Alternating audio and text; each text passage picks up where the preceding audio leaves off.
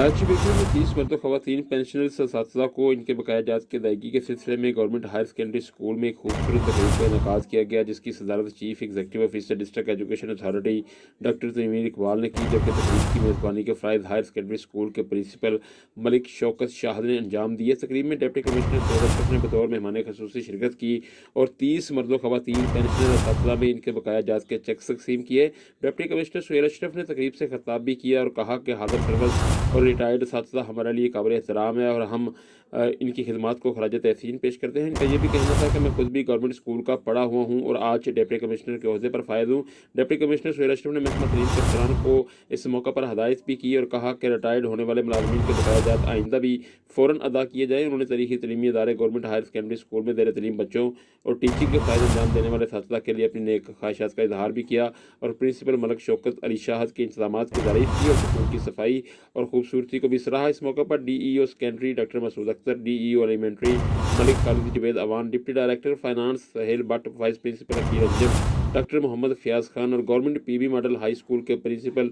मोहम्मद जिक्रिया भी मौजूद थे।